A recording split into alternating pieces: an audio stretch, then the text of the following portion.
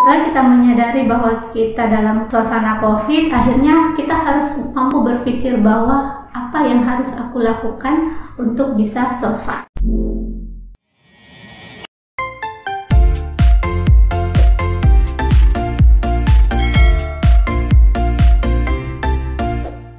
Assalamualaikum warahmatullahi wabarakatuh. Gimana kabarnya hari ini? Mudah-mudahan kalian semua sehat ya dan selalu bahagia. COVID di Indonesia mencapai 2 juta. Kurang lebih seperti itu judul berita yang aku baca terkait tentang COVID kita hari ini. Bagaimana sih kita bisa merawat kesehatan mental kita di masa pandemi ini? Kita memulai dari berita yang baru aja aku baca tadi itu ya. Pada saat aku mendengarkan berita-berita negatif, itu akan membuat kondisi psikis terganggu. Misalnya, aku terus kepikiran dan tidurnya setelah itu kurang nyenyak. Kemudian aku juga akan stres. Nah, pada saat stres muncullah berbagai macam pikiran negatif lainnya. Misalnya, waduh, jangan-jangan kalau misalnya aku keluar aku kena. Akhirnya pikiran-pikiran negatif bermunculan terus dan itu diproduksi semakin banyak seperti itu.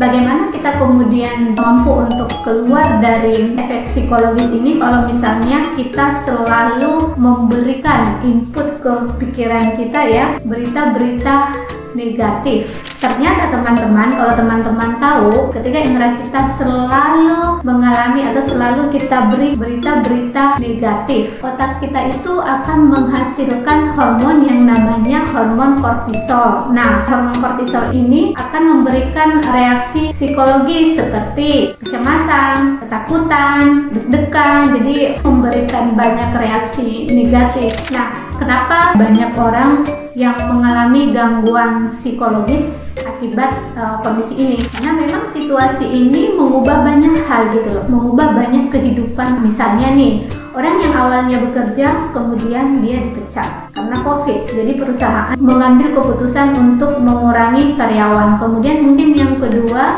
yang harusnya bekerja di kantor bertemu dengan teman-teman di kantor. Karena kita dianjurkan untuk di rumah aja, kemudian kita di rumah, tentunya kan gerakan kita terbatas dan itu akan menimbulkan rasa tertekan atau rasa stres karena kita belum siap menerima situasi yang tiba-tiba berubah itu.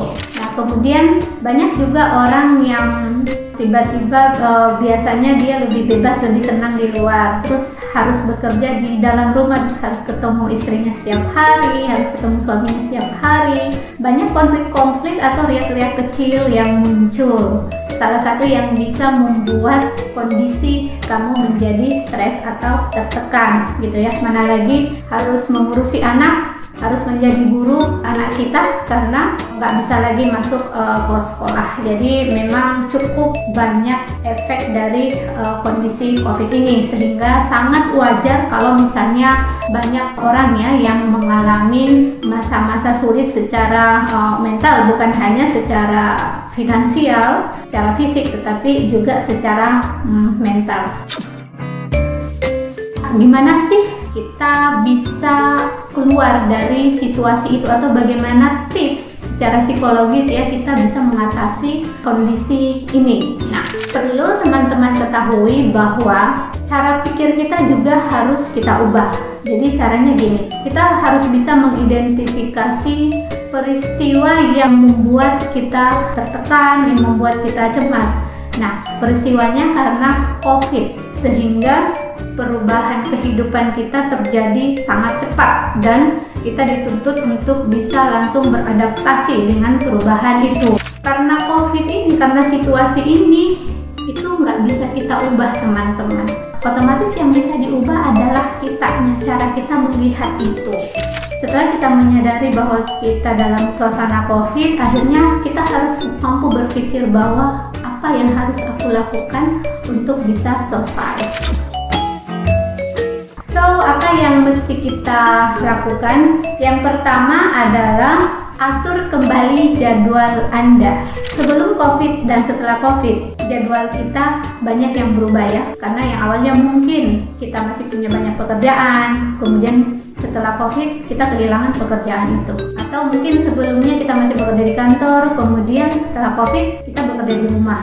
Nah, yang perlu kita lakukan adalah mengatur jadwal kita kembali seperti sebelum COVID, misalnya mulai dari bangun tidur. Apa yang dilakukan setelah bangun tidur?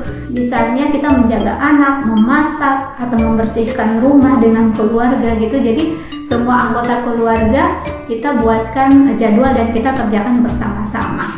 Kemudian tips berikutnya adalah setting tempat dan diri Anda.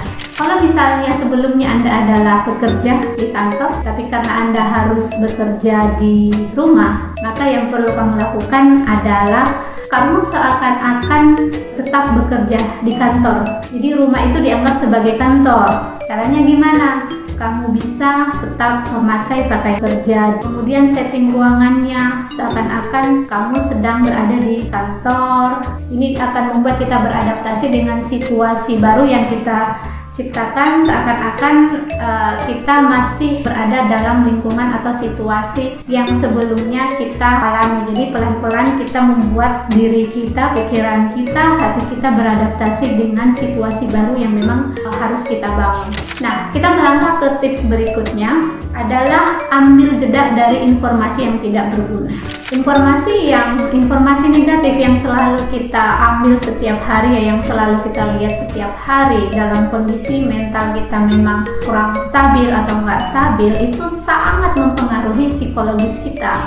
Untuk teman-teman yang memang setiap hari selalu melihat berita negatif, kalau bisa itu dikurangi atau ditiadakan. Pun kalau misalnya kita harus mendapatkan informasi yang memang kita butuhkan, maka carilah informasi itu di tempat atau orang atau sumber yang tepat.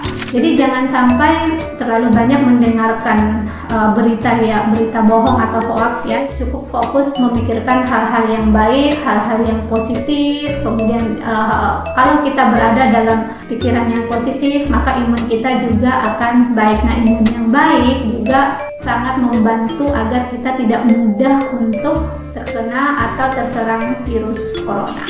Tips berikutnya adalah terapi okupasi. Nah, terapi okupasi ini dalam artian kamu harus menyibukkan diri untuk bekerja. Pekerjaan apapun itu yang mungkin merupakan hobimu yang sudah lama nggak kamu lakukan, atau mungkin yang kamu senangi yang berhubungan dengan misalnya menanam bunga yang saat ini lagi rame gitu ya, atau memelihara ayam, memelihara kucing, dan sebagainya.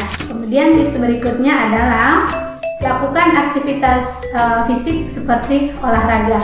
Kemudian ini adalah tips yang bisa teman-teman lakukan di rumah. Jadi aku hanya menyampaikan tekniknya. Teknik yang bisa dilakukan adalah kita melakukan relaksasi pernapasan. Nah, gimana sih relaksasi pernapasan yang benar itu?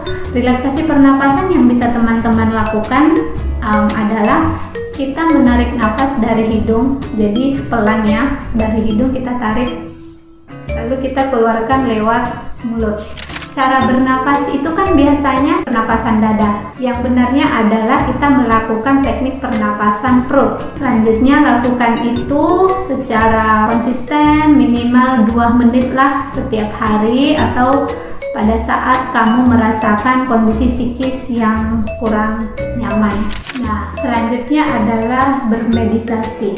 Bermeditasi ini bisa teman-teman lakukan dengan cara hanya duduk diam, bernapas, dan nafasnya itu yang dalam, tarikannya yang dalam, kemudian kita keluarkan secara perlahan. Nah, itu bisa kita lakukan setiap hari ya. Ya, kalaupun misalnya teman-teman bisa melakukannya 5 menit atau bahkan 10 menit setiap hari, itu malah justru lebih bagus. Yang penting dilakukan secara konsisten.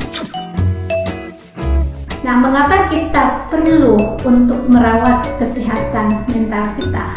Ketika kita berada dalam perasaan hati yang tidak tenang, kita nggak bisa maksimal melakukan aktivitas seperti biasanya.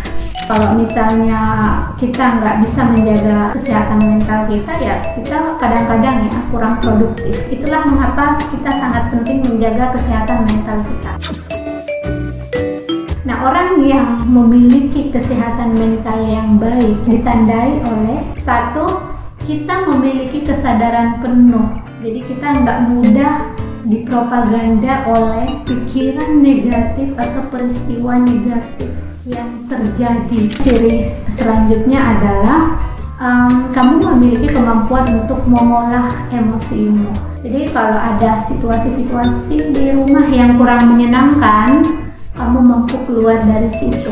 Kemudian yang ketiga cirinya ya kamu produktif. Kamu juga tetap berperan penting di dalam lingkungan sosial. Misalnya kamu melakukan gerakan untuk membantu orang lain, bergabung di organisasi gitu ya, untuk membantu orang-orang yang tidak mampu karena kondisi ini gitu. Mudah-mudahan apa yang aku sampaikan bisa memberikan informasi kepada teman-teman, dan juga kalau kamu punya pertanyaan atau masalah silahkan tulis di komentar dan aku akan berusaha untuk menjawab. So, tetap jaga kesehatan, pakai masker, jaga jarak, dan selalu mencuci tangan. Salam sehat mental. Assalamualaikum warahmatullahi wabarakatuh.